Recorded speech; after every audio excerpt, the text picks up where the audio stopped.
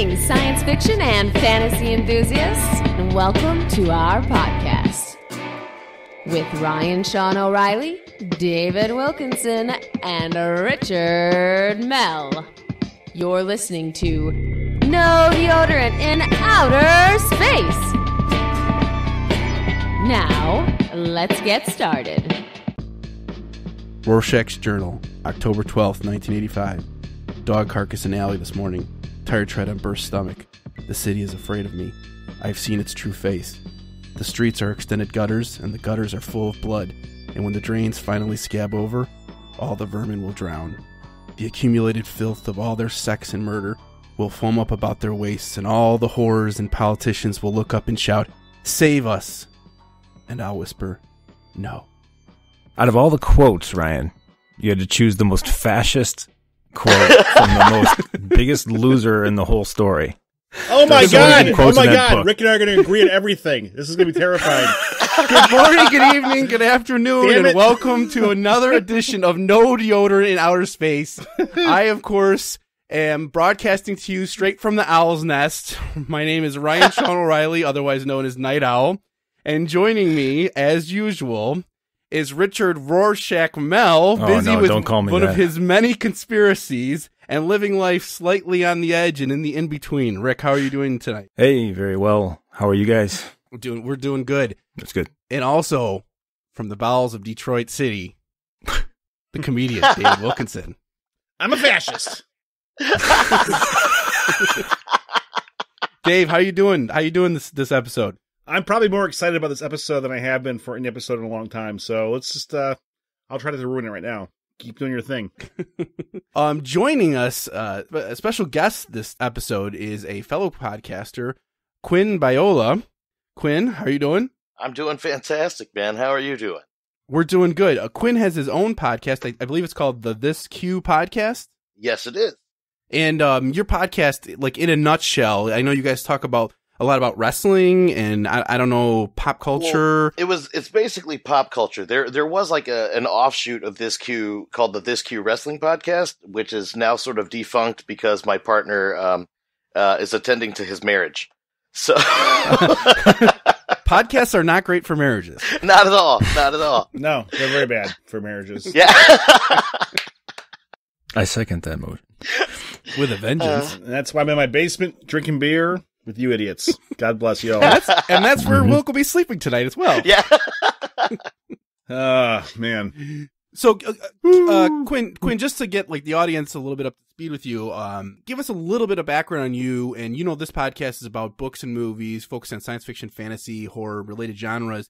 What's your background with those genres, with literature, movies, any like favorite authors or favorite like books or movies or anything? Well, let's see. I think I have the typical intro to the sci-fi fantasy genre that anybody in the 35 to 40 age group had. I was introduced through Star Wars when I was a little kid. I guess one of my parents' earliest memories of me was saying that after I learned to walk, I learned how to turn on the projector to watch their reel-to-reel version of Star Wars. And then wow. And then HBO came, and then there was the Beastmaster and Swamp Thing. Hell yeah, Beastmaster. Then Nightmare on Elm Street a little bit down the way, and I've just been a fan of the movies and the comic books and books ever since, being a little guy. So great. I guess that's where my introduction. Cool. Well, we're glad to have you. Hey, did you ever play that Sega? Remember that Sega Genesis game, Altered Beast? That was good.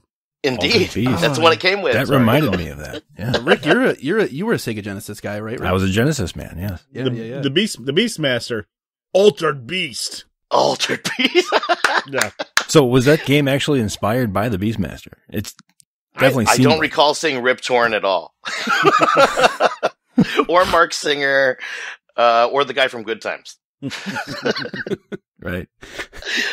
The good old days. Yeah. Right. So, this episode, we're covering the graphic novel, Watchmen, which was released in 1986, I think in single-issue format. There's 12 issues, and then combined later as a trade paperback in 1987. That was written by Alan Moore, and the artist on that work was Dave Gibbons. Later, in 2009, Watchmen came out in film version, directed by Zack Snyder, starring Jackie Earle Haley. So let's just go around the horn real quick, and everyone can just kind of give their opening comments to set up the show. Wilk, I'll start with you. Any initial comment, one sentence summary to just sum up your thoughts for the show? I know you're very excited, so I'm anxious to hear what you have to say. If you love comics, if you hate comics, if you love popular culture, if you hate popular culture, this book has everything for you. It's a must-read. It's quintessential. It really started a movement that it didn't get credit for, and I'm excited to discuss it with all of our friends tonight. Great. Rick, let's move over to you. The initial thoughts, just one sentence summary of to set up the show tonight. That's good. I like what you said there, Will. One sentence really doesn't suffice, but I'll just leave it at, it was a psychedelic murder mystery tour for me. Oh, nice. I like that. Quinn, let's go to you. Just an initial quick little thought to set up the evening. A mind-blowing adventure that I didn't read until well into my adulthood, and thank God, because I wouldn't have appreciated it if I would have read it when I was like 12. Yeah. So for me, I'll say this was an unbounded artistic genius bubbling with the bottomless, murky depths of complex illusions. So, I think I agree with you, what you just said there. Like I said, this work was written by Alan Moore, and we're also going to, I think, talk about Dave Gibbons, the artist, since this is a graphic novel and art is very much a part of this work. So I will shift things over to Rick to start us off talking maybe about Alan Moore first, and then we can kind of get into Dave Gibbons and get a little bio on those guys before we get into discussion about the work proper.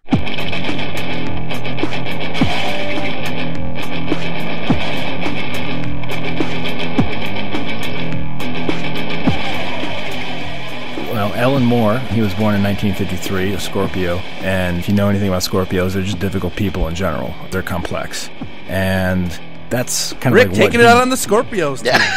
I'm not taking it out. I love Scorpios. My middle son is a Scorpio. That's going to be a problem for you, buddy. Oh, I know, man. You're a Scorpio too, huh, Bela? No, okay, I'm Pisces. real quick, whenever I hear brother. Scorpio, I think of the villain in the first Dirty Harry movie. That was Scorpio as well.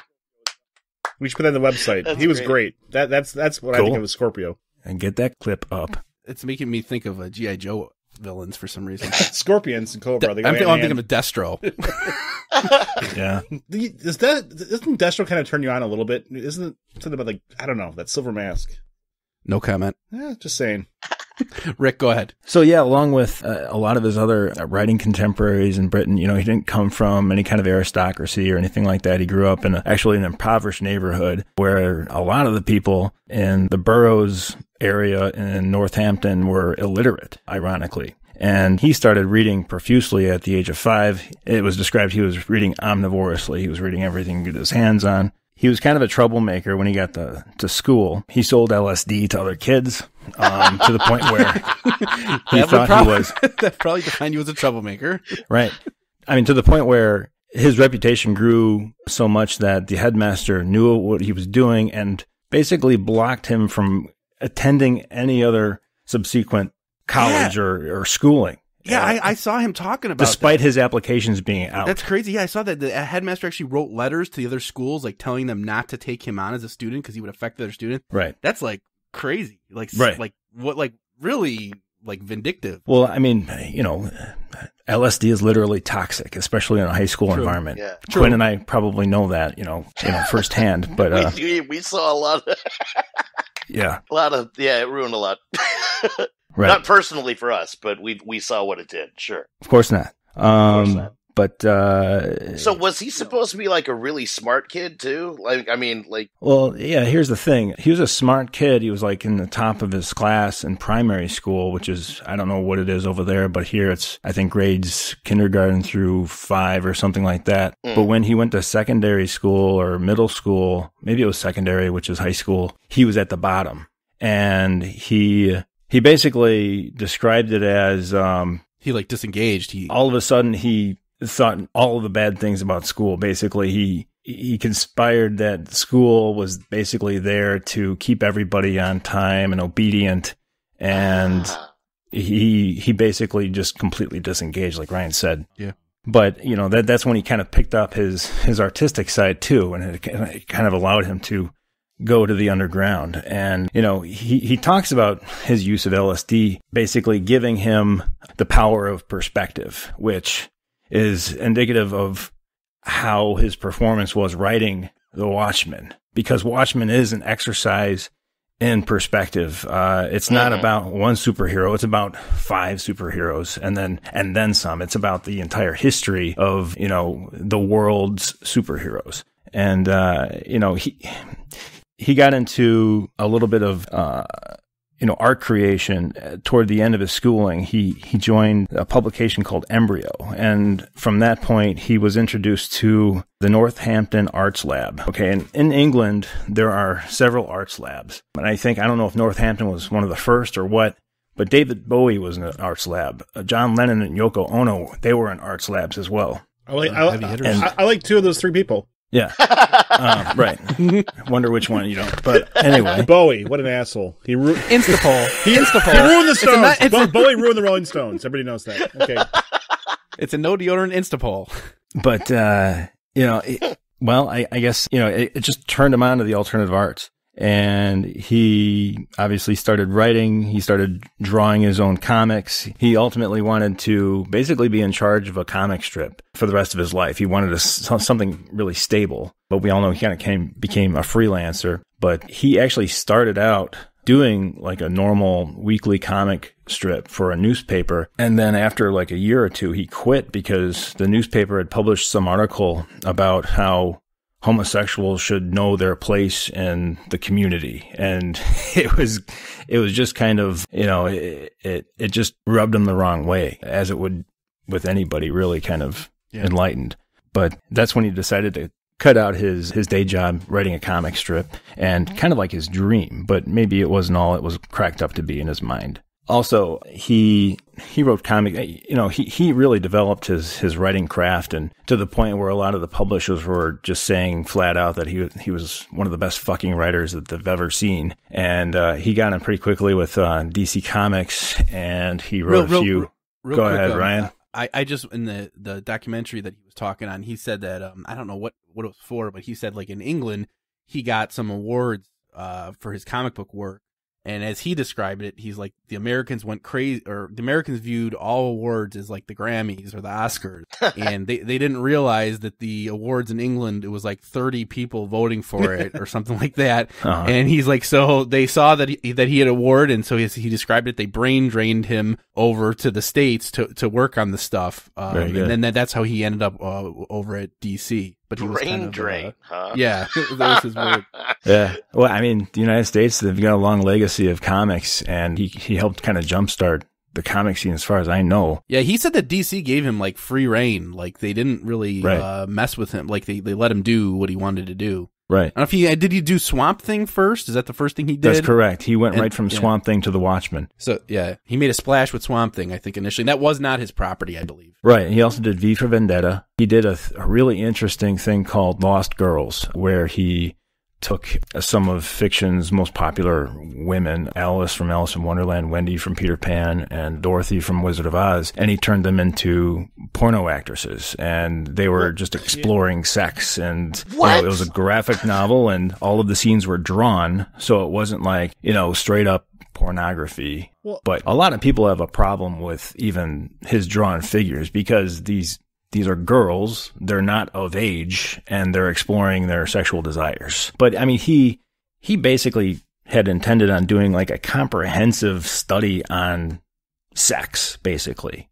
And he has got a very specific definition of pornography. It's not what you would normally typically think about what it is. It's like acting with wonton, basically. That's what he had mentioned. And, he had mentioned in the interview with the Hard Talk host, who was just kind of railing on him for depicting, underage girls. He said that in countries like Denmark and the Netherlands and Spain, people pick up pornography and they just read it, and passers-by, they may notice, but they're not going to think anything of it, and they're not going to judge any reader of pornography. And coincidentally, and this is no coincidence as far as he knows, or as far as he thinks, in countries like the United States and in Great Britain, where it's like shamed on people and people hide from, being seen with this stuff, there are higher rates of child molestation and sex crimes and all of that stuff. And he described it as sort of keeping a lid on a pressure cooker that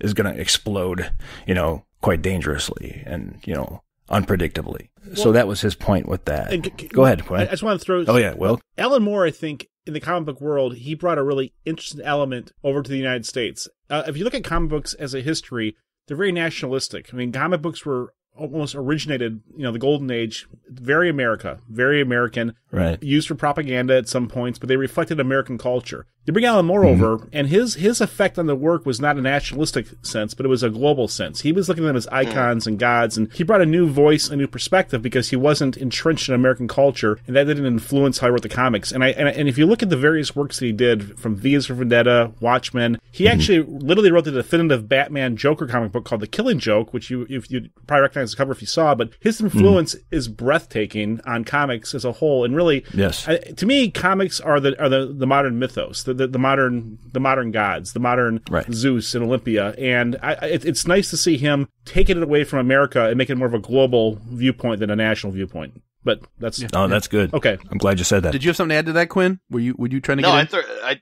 I'm actually entrenched in this dialogue right now. I think it's great. Oh, okay. Yeah. So just some controversial things. The guy's life is a lot of controversy. I mean, shit, he's a Scorpio, right? But he really got a hard falling out with DC Comics. Yeah.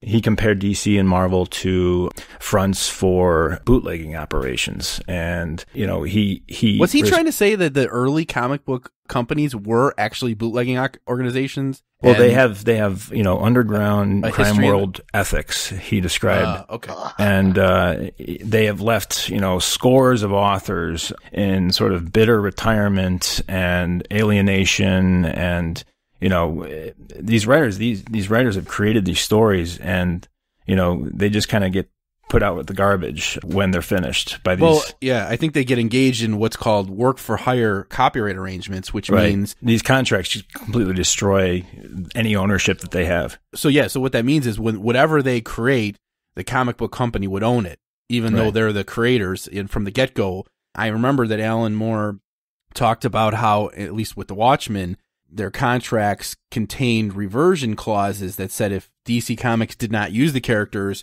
for like a year, then the characters would revert back. And I think there was quotes from him during the years talking about that, like, well, when they're done with the characters, then we'll get them back and then we can do what we want with them. And then the years went by and they never got the characters back, and he got cynical about it and said, yeah, basically those reversionary clauses were meaningless, and we were never going to get the characters back.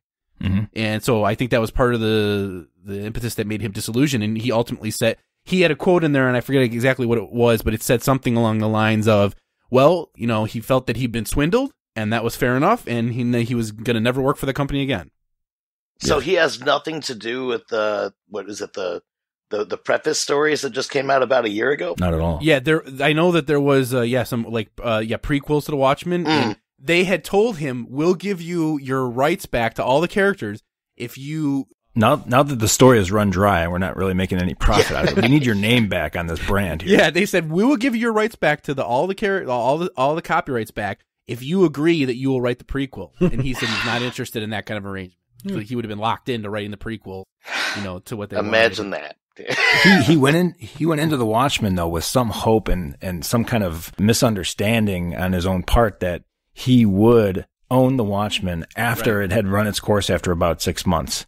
And he didn't realize that was only if it ran out of print, and it never really did. Yeah, somehow, if it failed. DC if it didn't do well, then he would have got it back. Well, DC had found a way to keep printing in perpetuity. And part of him thought that too, because originally he came in to take over some characters that were created by, I think, Steve Ditko, who was a Ayn Rand influenced comic book artist. Ayn Rand. And then, DC basically said, after they saw his spec script, you can't use these characters because then nobody can use them because you're going to destroy them. And so it's almost like a Matt Groening kind of thing where he created the Watchmen after the fact. It wasn't his original plan, but he thought, he did think he was going to own the rights to the characters, but that's not how it played out. Right. Mm-hmm. So but they are based on a lot of Ditko characters though, which we should probably put on our website too. That was, what was the comic that he had based? Charlton? Like the Blue Beetle and Captain Atom or something like that. Yeah, they that all was came some of from, them. The question, the question was definitely Rorschach. Right, Rorschach. God, I can't talk. Sorry, guys. It's all good, man. Yeah, all those characters in the Watchmen were from, like Wilk said, from this other comic book company. Well, at least in part. Charlton. In part. I mean, because in part. And then they also took some inspiration from other characters that developed. Mighty Crusaders was the other comic that he tried to adopt for the Watchmen, but after looking into it a little bit more, he realized that he couldn't use any of those characters just because they were all kind of set in their ways. He didn't want to use their characters, but the editor, I think Wilk said, the editor from DC Comics told him not to, because like they wouldn't be able to use the characters going forward. And he was looking to change the world, his world, and it would have been permanently changed. Yeah. But the reason why he wanted those original characters was to kind of bring in a sense of history, and that's why he went completely out of his way to write these parallel stories within the Watchmen. Basically, with Under the Hood and so much work went into this. It's mind-boggling. It's laborious in a good way. Yeah.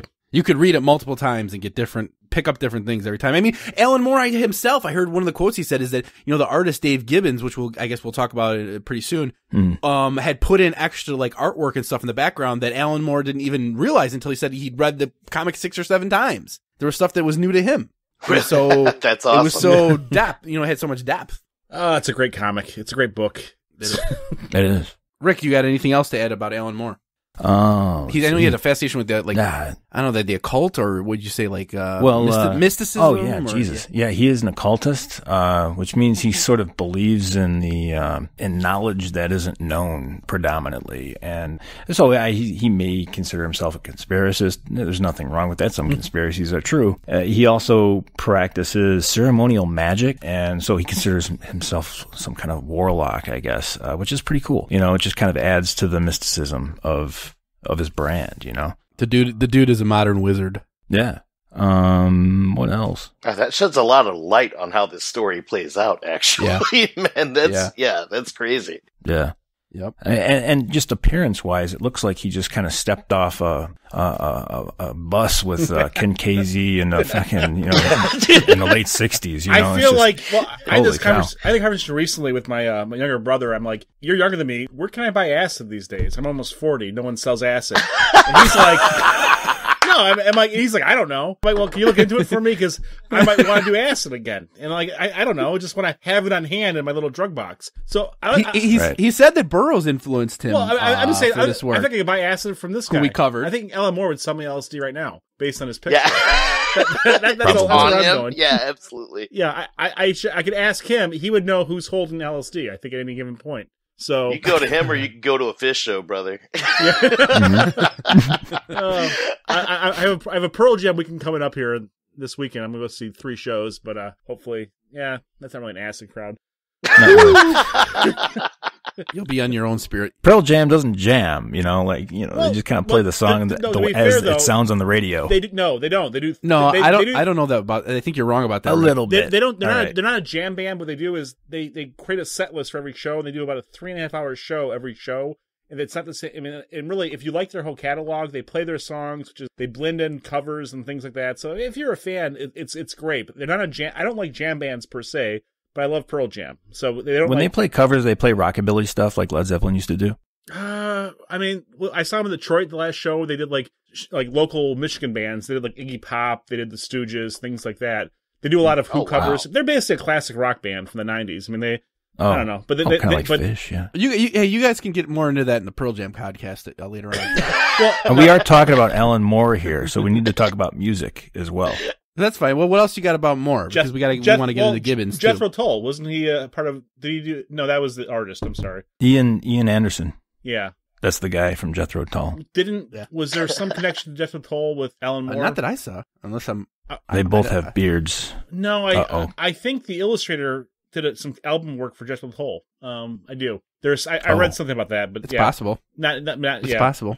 Okay, but let's... What else you got about Alan Moore? Is that about it, Rick? No, that's about it. That's all I got with Alan Moore. He did do V for Vendetta, and his perspective on V for Vendetta and the whole, Occupy movement that, V for Vendetta, or the Anonymous movement, I should say. He loves it. I think he's okay with them using, the Count of Monte Cristo's face Guy or whatever. Fawkes, yeah. Guy Fawkes, yeah. Because he doesn't own Guy Fawkes. DC owns Guy Fawkes, so he thinks it's funny. money, you know? Oh yeah, So right. Because cool. his point was that all these like anti-establishment people are buying these Guy Fawkes masks were created by this huge corporation. Establishment. I think it was Time Warner, right? Yeah, right. Who owns those masks? Who owns DC? Yeah. And they've just inspired, something that goes against the grain, which is cool. Truly a twisted Rage place. Against the Machine, brought to you by the Machine. Yes. Well, yeah. I mean, Guy Fawkes was the original homegrown terrorist. He's basically a lesser version of the Oklahoma City bomber. He wanted to blow up the Capitol and he failed. But yeah, no, it is kind of ironic when you see a Guy Fawkes mask out there. It's, I don't know, great comic, great movie. What else? That's pretty much what I've got on Alan Moore. Anyone else have to add? No, I don't think. I mean, I'm sure we could talk about this guy more, but I think that's. Let's segue into the story, yeah, because I think we can still. Well, we got to get to Dave Gibbons real quick, and then we can go into the story. Okay, yeah.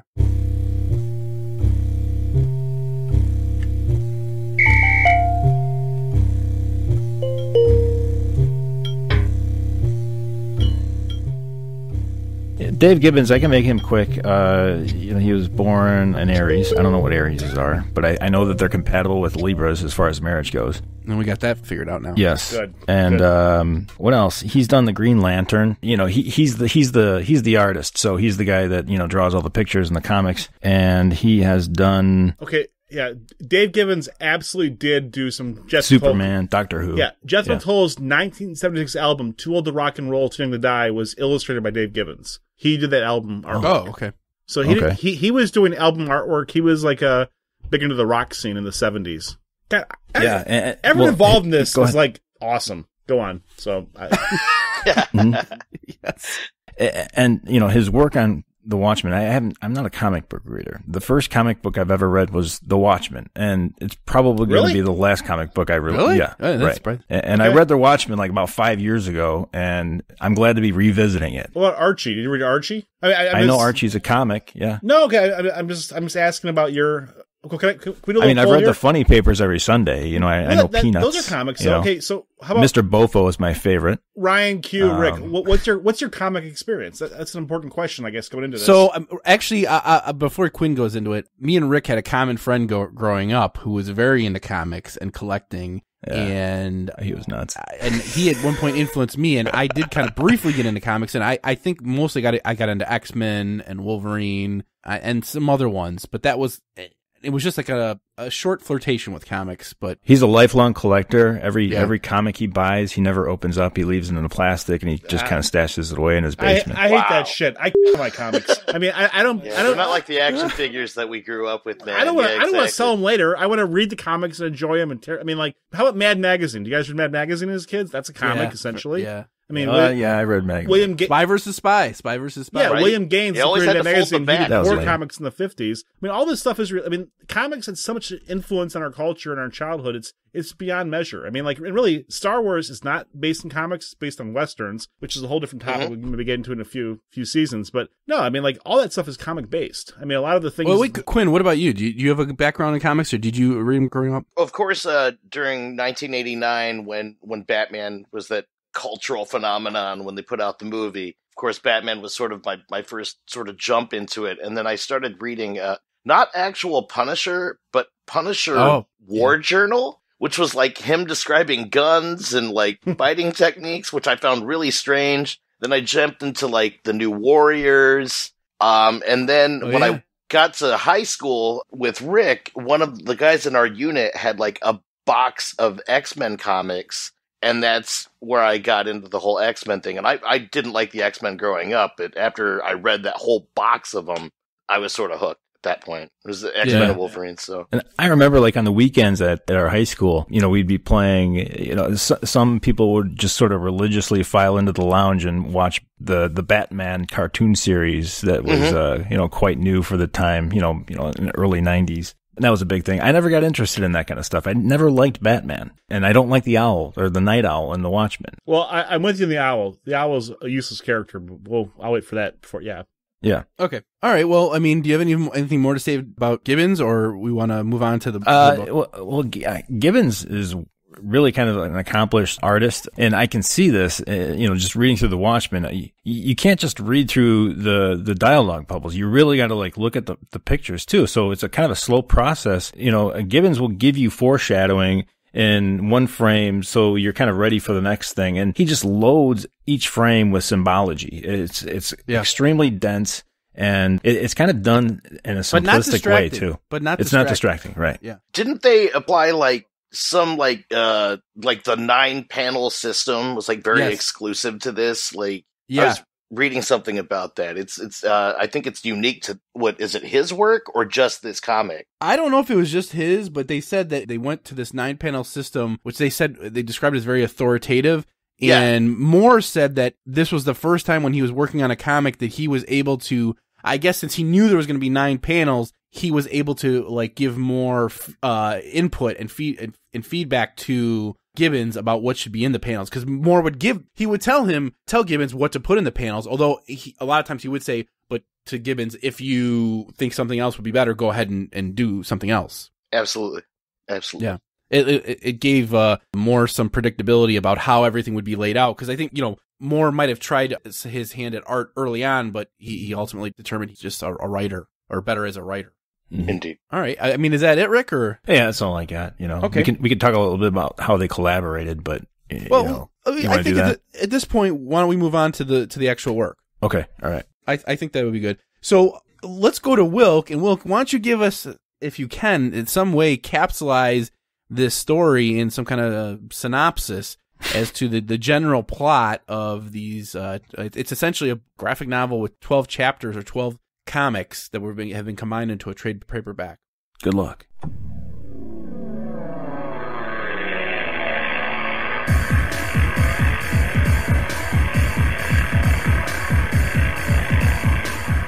Okay, well, here's my thought on this. This is not a story about a plot. This is a challenge to the reader. It forces you to look at something and answer, what is a hero? What is more important?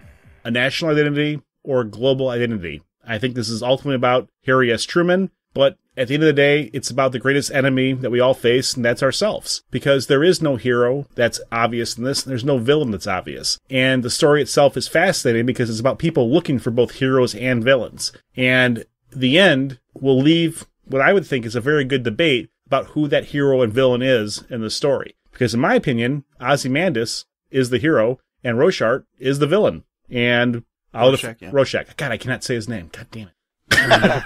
I read a lot. I don't talk a lot. So Rorschach. So okay. So yeah. But yeah, ultimately, it's not about good versus evil. It's about knowing. It's about accepting what is necessary as opposed to what is good or evil. Okay, so let me just supplement that a little bit. Please do. The story, for anyone that's unfamiliar, is essentially about retired superheroes. If I can just oversimplify it, where you have a group of characters and it's driven by a mystery plot where one of these superheroes who is not retired has been murdered, and they start to investigate what happened to the superhero, and they find out more other superheroes are getting messed with. And Moore and Gibbons set out to create a story where superheroes could live in the real world, and they wanted to explore what would that be like? What kind of people would actually become superheroes?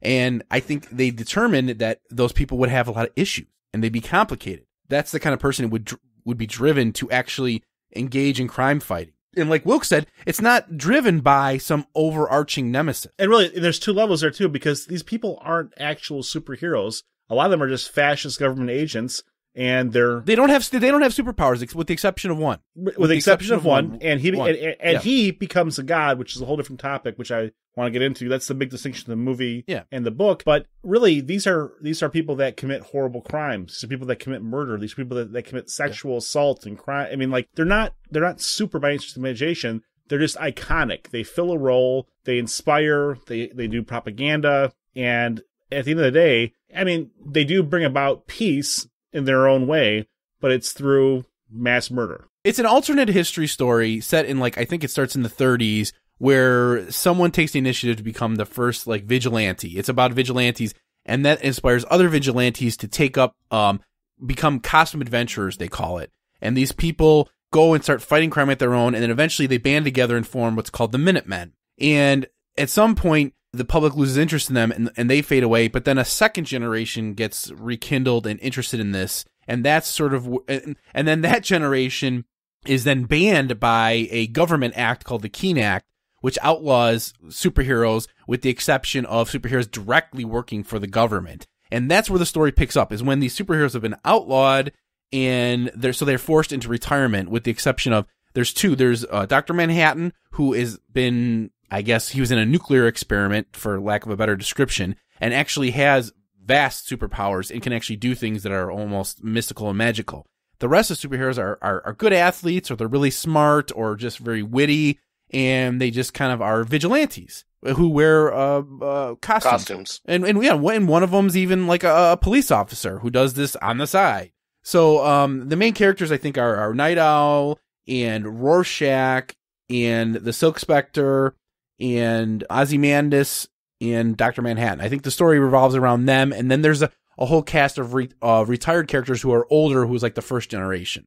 Wilk, you raise an interesting point, is, you mentioned this to me before, are these characters, are they heroes? Are they? That's the question. Yeah. Well, I mean, again, I like the Truman, and for someone that grew up in Great Britain, America had a great influence over world politics, for probably more so than they will in the future. But look at Truman. He dropped a nuclear bomb on Japan, killed 500,000 people. Was that a good thing or a bad thing?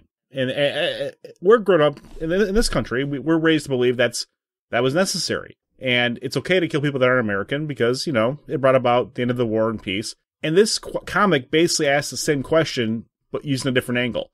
Is it okay to kill a lot of people to stop a war? And that, to me, is the really interesting part about the book. So, is it? I think the American government would say yes. Right. And if Truman's a hero, who's the hero in this book? Is Ozymandias the hero? Because he essentially kills half of New York City in an effort to stop the Soviet-American, doomsday clock from ticking, and he's successful. But in the end, how do I say his name? Rorschach. God damn it. Rorschach. The lion roars. Based on the Rorschach test, which it also came up in our previous episode on Flowers for Algernon, where there was a Rorschach test. Rorschach, who's caught up in nationalism, who is all about, well, American lives are precious, and you're breaking the law, you're doing this wrong, has to go out and, he raises a fuss about this, and he nitpicks about everything, yeah. Yeah, I mean, he's a right-winger, this guy would vote for Trump. Let's not joke about that. I mean, he wants to build a wall. Oh, definitely. Seriously. Yeah. I mean, he's a complete tool. Rorschach is a loner, though. He's a loner, but... As many Republicans are. Yeah, I mean, because everyone's out to get him. But again... But Ozymandias is a loner as well. I mean, a lot of these guys are loners, You're right, Ryan. You're right. And Ozymandias, it's about philosophy. Ozymandias decides upon himself, I'm going to take out the biggest city in America for the greater good. Is it the right decision or the wrong decision? And is it that much different from Truman nuking Japan? And that's what I got out of this whole book. Well, the thing that blew my mind about this came out, what you said, like in 1986? Yeah. Yes. Yeah. Like, this series must have blown people's minds. Right. Man. I wish I was there. Yeah. They're using imagery from, like, the golden age of comics, where we're talking about where the morality was so black and white. Yeah. Yes. And they're introducing these people that are, they're horrible people, man. Like, Shades of Grey, yeah. They're likable, man, that must have Even the comedian is likable, in some ways. Likable psychopath. They're likable, yeah. But like Quinn makes a good point, because in the artwork, they wanted to harken back to that golden age of comics, the early Superman, that stuff. Right. And which was a lot more black and white, and just kind of, and they weren't, like, sometimes I think some people perceived it as like a parody or a deconstruction of superheroism, but that wasn't their intent. No, I mean, they wanted to truly show, I think they asked the question, what's a hero? And the only person with powers becomes a disinterested god that eventually abandons the planet, which I thought was a really awesome concept in the comic book. He wasn't good or evil. He just got bored. He moved on, and that's how it ends. And really, You're talking about Ozzy? I'm talking about Dr. Manhattan at the end. Dr. Manhattan. Yeah. Are you talking about Dr. Manhattan, or are you talking about, because he's not the one who constructed the end. It's Ozymandias. I'm talking about at the end of the story, Manhattan's moving on to create life in other worlds in the book. He was very disinterested. I mean, he came back for a moment because his former lover told a compelling story about how she was conceived from a violent sexual act, and that brought his interest back to humans for a little while. But ultimately, he was bored with Earth, and this is a man that's a god. I mean, he is a god, and he wasn't... I mean, he was being used as a tool for the Americans for a while, but he transcended that, and he eventually left us in our mess. So he wasn't there to help or hurt. He was going to move on. Ozymandias said, well, if I want to save humanity, I'm going to break some eggs. and he was right. His plan worked. Millions of eggs. Did it? Well, did it work? Because, I mean, the illusion is at the end of the story that they talk about there's peace, but then they also, the very end of the story is Rorschach's journal, where Rorschach, because the end of the story is, Ozymandias trick. Okay. We're really kind of like jumping to the end, but yeah, this story is really kind of about the beginning and the end. All right. And the beginning is compelling. It really kind of grabs you. Okay. It's in the living room of the comedian. Okay. And this is the only scene he has in real time in the story. And it's where he gets assassinated. And you have just kind of like an old codger. You can tell like he's been in the military. You have some kind of respect for him just based on like the cigar he's smoking, the whiskey he's drinking, the television he's watching. It's kind of like this familiar scene. He could be your grandfather. And then all of a sudden the door breaks down and he just gets his ass whipped. And you're like, no, what the hell is going on here? Right. And, the movie is just compelling. It grabs you like that. I think the movie does a splendid job with that scene. We'll get into that in the movie. But anyway, even in the comic though, it grabs you, and you're like, "Why did this happen?" And it just kind of brings you along, and that whole thing is underscored in Hollis Mason's Mason, yeah. The original Night Owl, because he begins it. He was talking to like another writer. He's like, "How do I start this book?" And the writer gives him this advice. You just start the book. You start any kind of story by breaking your audience's heart. And that's what happened in the Watchmen. And this is what's going on in this sort of meta story within the Watchmen. And, it actually happens in the Black Freighter too. But it all kind of begins with this sort of excruciating, event.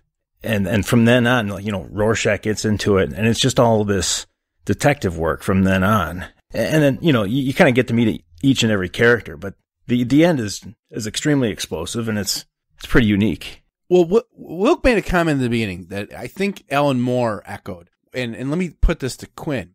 I think it was Alan Moore who said the plot of this book is not necessarily really innovative.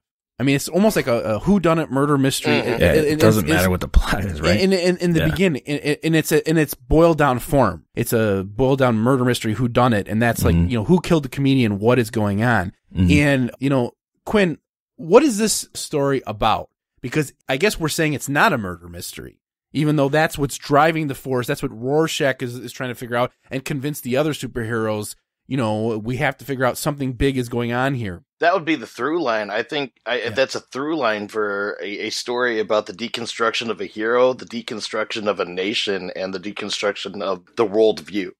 Much like Wilk said, I mean, it's the whole time that you read it, and especially like how Rick was pointing out, Holland Mason, is that the Mason guy? Hollis Mason. Yeah. Hollis Mason. The original Night Owl, yeah. The original Night Owl. I mean, he's basically all of his little chapter breaks where it's the sections from his book, and he's talking about how and why he became a hero, and then what happened. I mean, it's like I said, like they're talking about the age of when it was all golden and stuff, but when you read his words, you realize that all these people were so severely flawed. Yeah.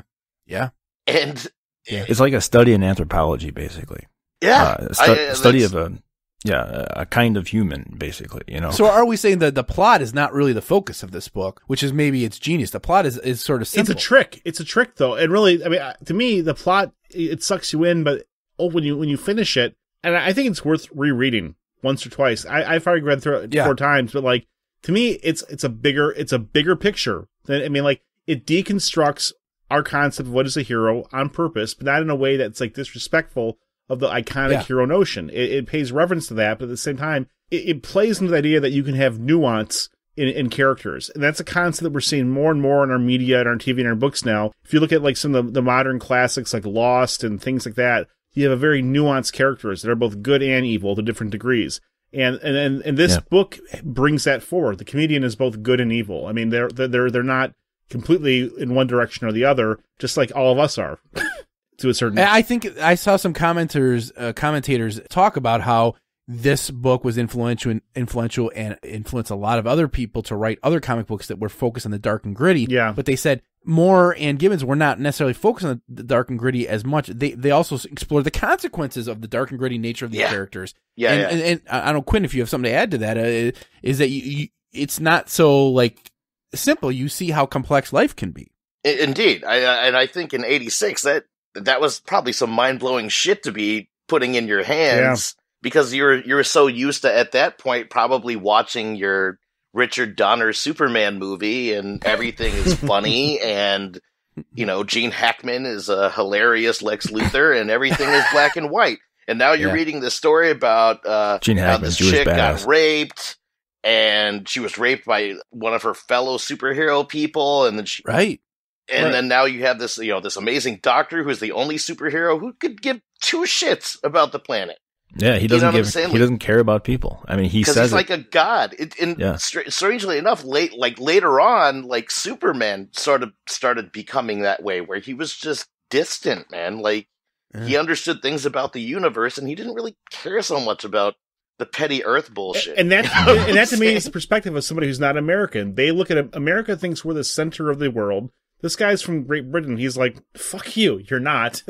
And he brought that perspective in, which I appreciate. And really, this is during the Frank Miller era too. Frank Miller's comic, The Dark Knight Returns, came out in the same timeline, which really kind of questioned the mythos of Batman and Superman. And this is the end of the Reagan era. People were questioning whether our heroes and gods were actual heroes and gods. And I think a lot of the things that we love right now, things like The Walking Dead and modern movies, are derivative. Game of Thrones has a lot of great. Explores a lot of gray areas. Great point. Game of Thrones is a great example because the character of Jaime Lannister.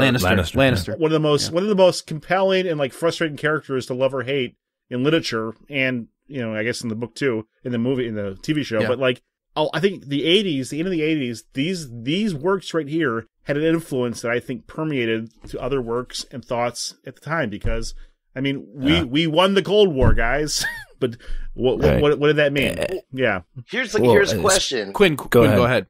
Here's a question then. Do you think that when this came out in 86, that it was right away recognized the global idealism of what it was presenting and that being seen as something that was un-American? Or do you think that that's something that sort of went overhead? I think it was seen as un-American off the bat. I almost think... if you watch the news back then, okay, I was watching the news. I saw Ronald Reagan make his public addresses, once a month or whatever, and times were still just amped up, okay? There was Star Wars program going on. We were pouring all of our money Rick, why don't you read one of your journal entries from back then?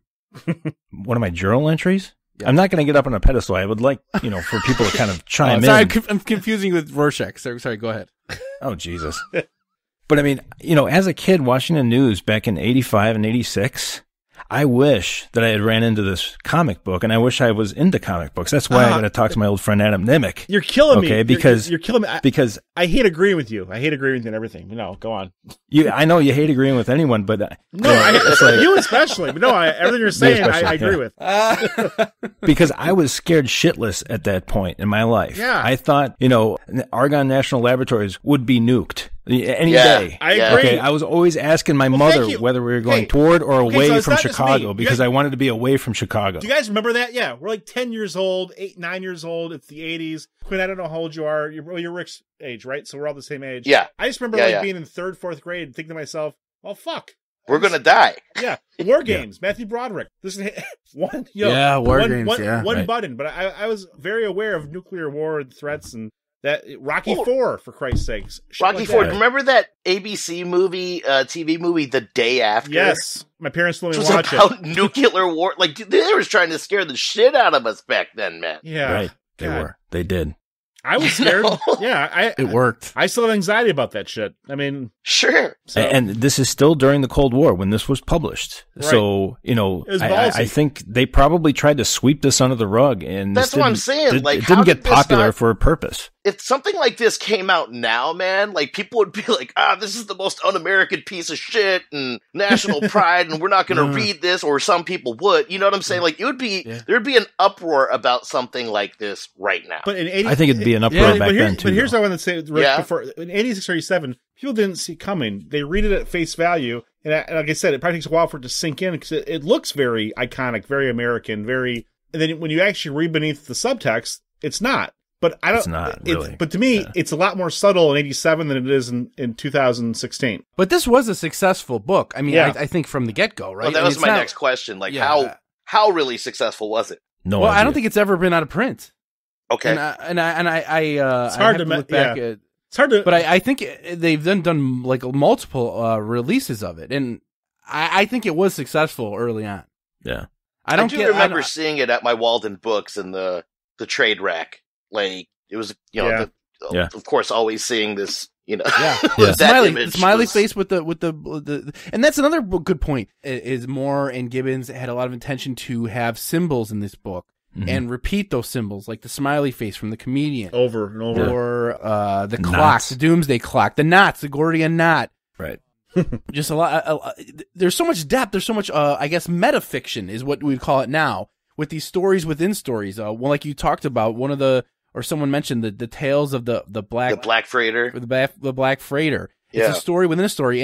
And Moore said one of his intentions with this book was he wanted to do things that comics could only do, and they couldn't be done in movies. In the way that they have the panels, you have panels where you have a meta story, this comic within a comic, being read almost like a voiceover within the panels while other characters are doing things. And the way that they tie it all in to make allusions to the comic within it is just masterful. And there's so much depth in the symbolism and how everything echoes off everything. The symbolism goes as deep as they intentionally gave Rorschach's real name Kovac or something, the letter K to begin his last name. Okay. Adrian Voight. Okay. Yeah. Veit. Yeah. If Veit. Is it? Yeah, Veit. Yeah, Yes. Veit, yeah. If you take an A and a V and you basically put them over each other, that's a symbol right there. That's the Star of David. Well, it's not exactly the Star of David. They don't own that, right? The Israelis don't own the star, but that is that star. I mean, it goes to the letter. Okay, and I mean, there's just, it's so dense. It's full of symbology. Yeah. I just think it's amazing. This work is a monument. These two artists, they had a long leash, and they made themselves a monument. He mentioned that he consulted with Neil Gaiman at some point for references, and Neil Gaiman we covered when we did our podcast on Coraline. Yeah. Who's also, well respected for his depth and knowledge. And Gaiman. Sorry. Gaiman, yeah. I thought you said Neil Diamond. I was thrown for a loop there. So I thought it was Gaiman. It's Gaiman. That's right. I always mispronounce it. It's Gaiman. I always mispronounce it. And is it Ozymandias or is Ozymandias? I believe it's Ozymandias. yeah, guys, I'm a reader and a writer. My wife makes fun of me constantly, as do you. I mangle words. I say my own mind. So yeah, who knows? Ozymandias sounds right to me. Okay, go with it. Is there a character in this story that you guys was your favorite character, or a character you disliked? Well, let's go to you. You were talking about Night Owl. You don't like Night Owl. Is that what you were saying? No, I don't dislike Night Owl per se, but I think him and Silk Spectre are completely unnecessary. It's like the Raiders of the Lost Ark effect. The story would make no difference whether they were there or not. They don't have. I disagree with you, Wilk. That's fine. Go No, ahead. that's okay. But I'm just saying they seem to be caught up in what they should do or not do, but they're not really making the world a better or a worse place. They're just there. Ozymandias has the balls to do something to make a difference. Rorschach. Well, you could probably even argue that they're making the world a not as good place because they're so concerned with their own bullshit. Thank you. Yeah. I mean, Mm-hmm. right. Well, and at the Yes, end, Quinn, exactly. at the end, they acquiesce, right? Because Yeah. Rorschach remains principled, and he's like, I'm going to tell the truth to the world. And Night Ozyman- Owl and Silk Spectre or whatever, they just fold. They're just oh yeah, you're right. We'll go along with you. And my big question here, and I'll show it after I ask it, is if Night Owl and Silk Spectre weren't in the book. I mean, aside from the Dr. Manhattan stuff, Dr. Manhattan really isn't necessary either. What difference would it make in terms of what? Look, yeah, I think Dr. Manhattan's necessary. So he's necessary. Those two, though, I mean. Okay. Night Owl and Silk Spectre are necessary because they are the control. Okay, everyone else. That's Jerry Seinfeld. Is this crazy, the Jerry Seinfeld effect experiment? Okay, but they are the control. They don't have a worldview. Okay, Silk Spectre actually has more. She has more significance than even Night Owl does because she convinces Dr. Manhattan to save Earth. True, but Night Owl not save Earth, just come back. And he leaves again. Well, come back. I guess he actually kind of helps destroy it, but he ultimately saves it. Yeah, but he has to be silent. How does he save it? He has to be silent. How does he save Earth? He doesn't really save anything, though. By not revealing what Ozymandias has done. Oh, yeah, but that has nothing to do with, Spectre, though. I mean, she just brought up his interest in humanity because he liked the duality of somebody who was conceived through hate and love at the same time. And so he wanted to come back and look at that, like a picture on the wall, and then he looked at it and said, okay, moving on. But Dr. Manhattan didn't have any really effect on what happened in the book in the end. Ozymandias was the cause that brought about the effect of basically destroying New York City to unite the world against a fake fictional enemy. It was a false flag operation. Monster? Yeah.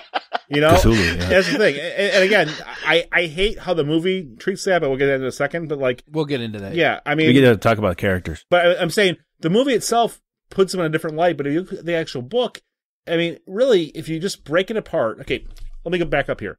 It's the old theory about Raiders of the Lost Ark. If you watch Raiders of the Lost Ark, what would happen if Indiana Jones was not in that movie? How would the ending be any different if Indiana Jones didn't exist? Wouldn't the Nazis still have the Ark? They'd open it up and they'd all die? That would all happen whether or not there's Indiana Jones.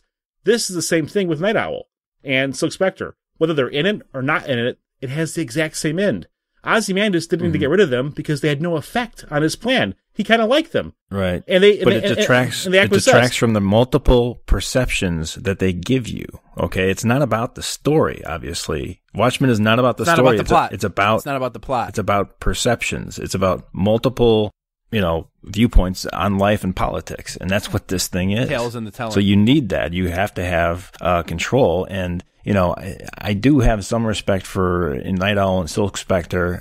Night Owl, I mean, he's just neutral. He's the voice of reason? He's the voice of reason? No, not really. And I do enjoy the fact that Ozymandias rubs it in at the end. And it's kind of like what Quinn was saying right here. He rubs it in. And he's like, your best accomplishment in life was your failure in stopping me from doing this. There we go. And there you go. I love that quote, though. Yeah, it's a great quote. And Rorschach, who I don't really like, is more compelling than those two because he actually has a cause. He's trying to do something. Well, yeah. And him and Ozymandias, I mean, those are two political identities that I can identify. And really, I mean, they're the undecided voters, Silk Spectre and Night Owl. They're the useless people that just kind of show up and do whatever we tell them to do. Quinn, you sound like you want to jump in. Go ahead. Well, maybe their contribution, because the thing is with Night Owl, the one word I would sum him up with is impotence, man. Mm-hmm. He is sort of that impotent being up until he puts on that suit. I agree.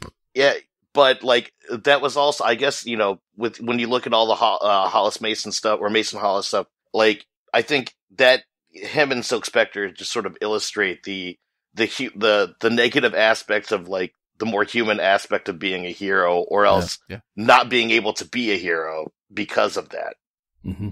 But I agree with your Indiana Jones theory that to the overall arch, they don't affect the arch really. But I guess, Alan Moore said, the tale is in the telling. It's not the plot. This whole book is not about the plot. Right. It's about the story and where and who these characters are, and like Rick is saying, the perspectives. That is the value or the genius or the Again, like Indiana Jones, they make the story more interesting to read or to watch by all means.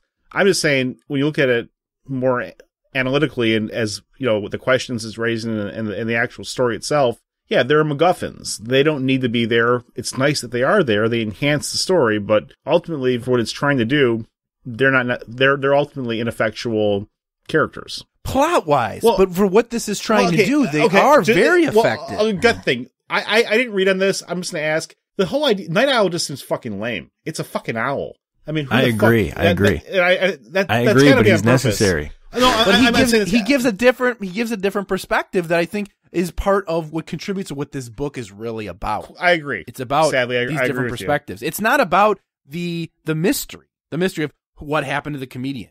That is not that, like Alan Moore himself said, that's not that crazy. And in fact, the plot of this story, the one of the editors or person overseeing this from DC walked away from this entire project because he didn't like the ending. He went to Alan Moore and he said, change the ending, because the ending, Ozymandias tricks the world into thinking an alien has come and invaded the world and explodes and kills all these people to unite the world, which they found out was part of an Outer Limits, I think the TV show Outer Limits plot. That's right. Yeah. And they said, and this DC editor said to Alan Moore, change it, you can do better. And Alan Moore refused to. But I guess his point was that's not the point. The Architects of Fear that was mentioned at the end of the book, I think. He did give like a shout out to them, to that book. Let's not forget the rest of the character analysis. I mean, what about Dr. Manhattan? What do you guys think about him? I mean, obviously he's a badass. I have a question about Dr. Manhattan for all of you, actually. In the end, when the plot is revealed and Rorschach is having no part, no, I have to tell the world, and he ends up disintegrating him because of Rorschach's beliefs. Why did he have to do that? Because Rorschach needed a warrior's ending. That's what was said by Gibbons. But this is Dr. Manhattan, though. Yeah, right? but Rorschach, they did it for Rorschach because Rorschach was this tortured.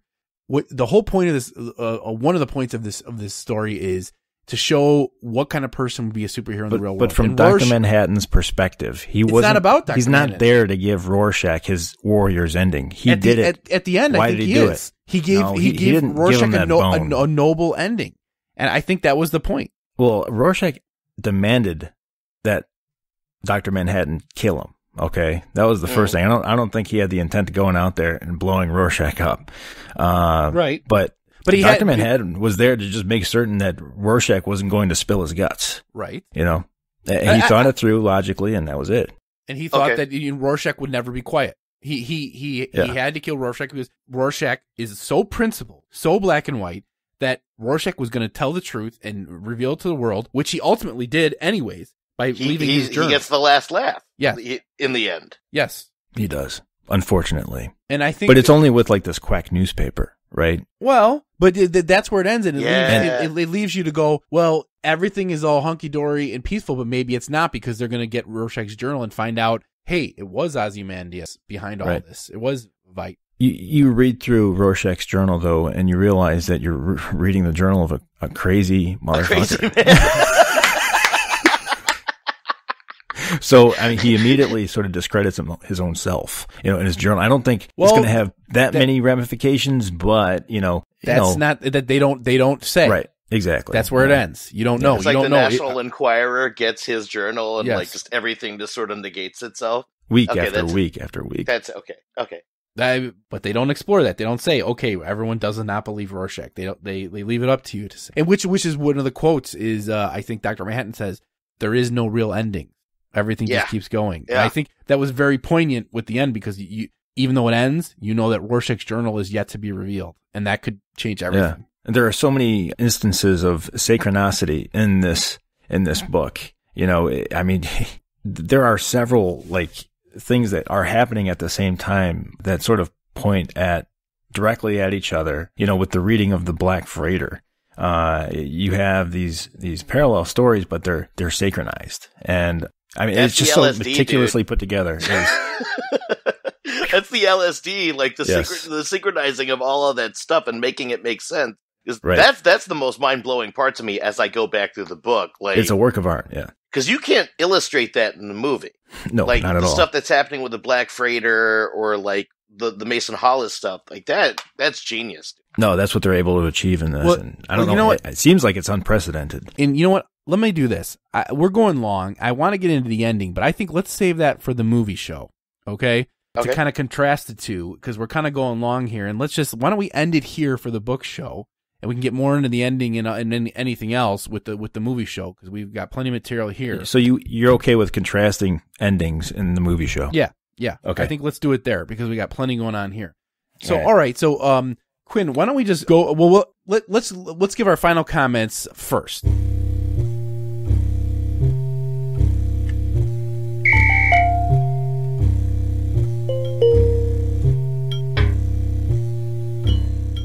So, Quinn, we usually give a rating out of 5 stars. What would you rate this book out of 5 stars for you? Easily 5. Easily 5. Okay. It's a great work of art that, like, there's no way one read through of it would get you everything that you need to get out of it. Like, it inspires you to look through, like they were saying earlier, like national history and world history, and that's what great art does, man. It's 5 out of 5, man. Excellent. Rick, let's go to you. You know, I'm like really kind of at ends with between a 4.5 and a 5. And the only reason why I thought 4.5 was just because Rorschach had the last say. And I hate that because he's just a sadomasochist. And the other thing that I don't like about this book is that it just sort of, you know, this is an outsider writing about the United States. And he's degrading our society. And he's sort of, he's British, okay? He depicts everybody. And we don't want to get you started on the British, Rick.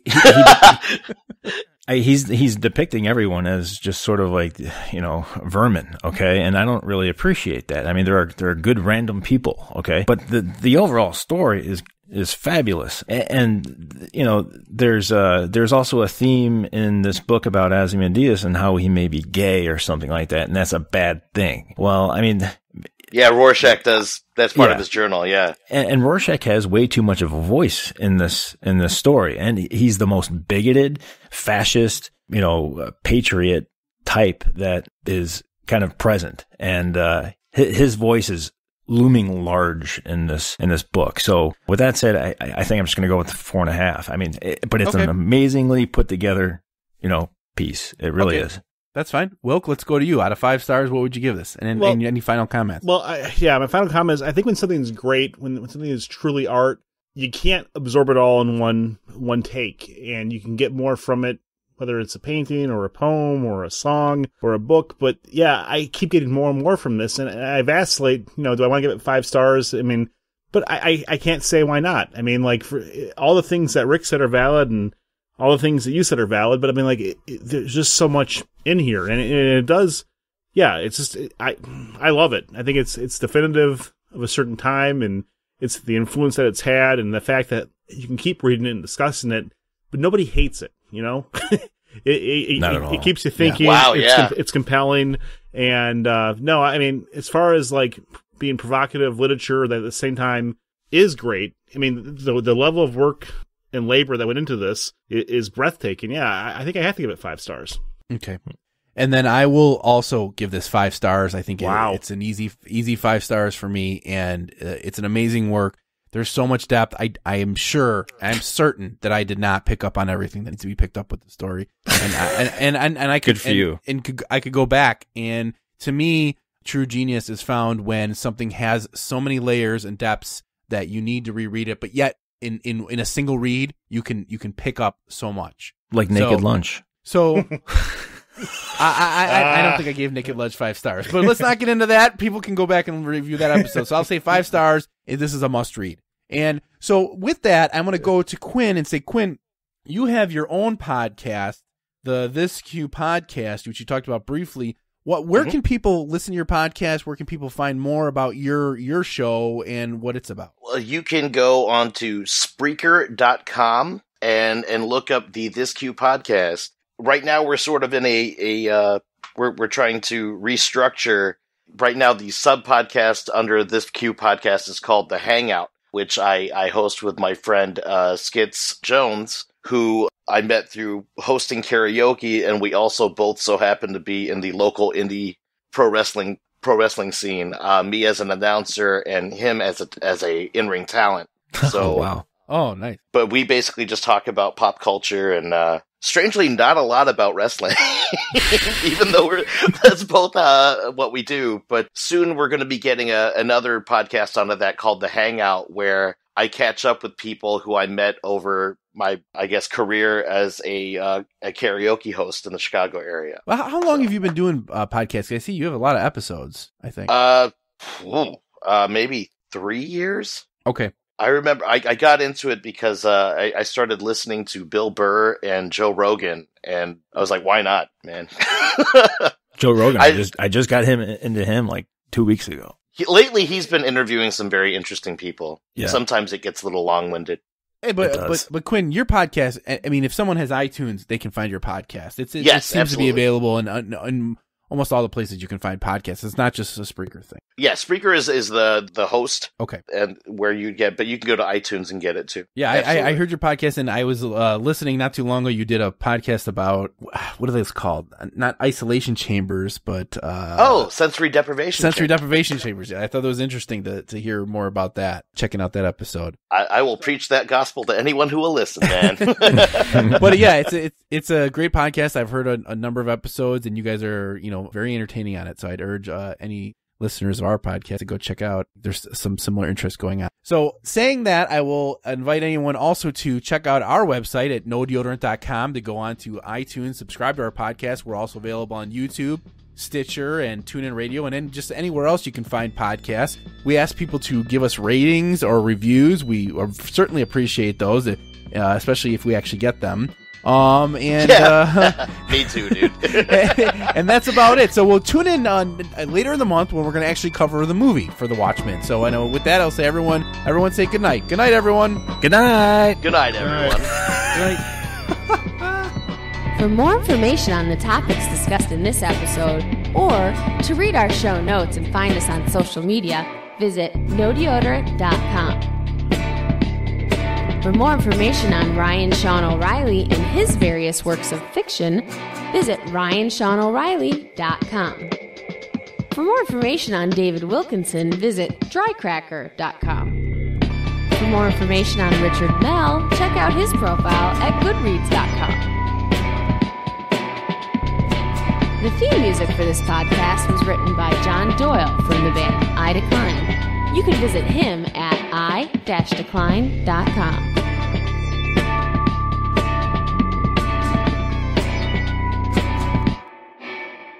Voiceover for this podcast was provided by me, Margaret O'Reilly. Well, that concludes our episode. We hope you've learned a lot. Again, thanks for listening to our show. And always, always remember, there is no deodorant in outer space.